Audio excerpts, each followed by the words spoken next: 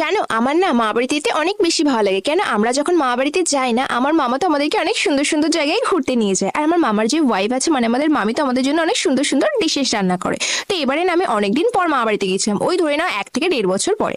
By the way, তোমরা আমাকে কমেন্টে বলো যে তোমাদেরও কি আমার মতো মা বাড়িতে তো অনেক বেশি ভালো লাগে। সন্ধ্যার দিকে না আমার মামার মেয়ে রাশি, ওকে নিয়ে ওর মা পড়াতে বসেছিল। তো ও না পড়তে বসে সমানে বলে যাচ্ছিল মাই হেড মানে স্যারের মাথা, মাই হেড মানে স্যারের মাথা। তো তখন না ওর মা ওকে বলছে, কি রে রাশি, কি ভুলভাল পড়ছিস? তখন বলছে, কই ভুলভাল পড়ছিস, স্যারই তো বলেছে যে মাই হেড মানে নাকি স্যারের মাথা। তখন ওর মা বলছে, আরে তুই পাগল নাকি, মাই হেড মানে হচ্ছে আমার মাথা। ঠিক আছে মানু, তুই ততক্ষণ পর, আমি কিছুক্ষণ পর আসছি। এই বলে ওর মা ওখান থেকে চলে গিয়েছিল। তো তার কিছুক্ষণ পর না আমি ওর কাছে গিয়েছিলাম। আমি গিয়ে দেখছি ও সমানে বলে যাচ্ছে মাই হেড মানে মায়ের মাথা, মাই হেড মানে মায়ের মাথা। আমি তখন ওকে গিয়ে বলছি, কি রে রাশি, তুই কিসব ভুলভাল বলছিস? বলছে, কেন দিদি, মাই তো এক্ষুনি বলে গেল যে মাই হেড মানে নাকি মায়ের মাথা। আমি বলছি, তুই কি পাগল নাকি, তোর টিউশন স্যার কি তোকে কিছু শেখায়নি?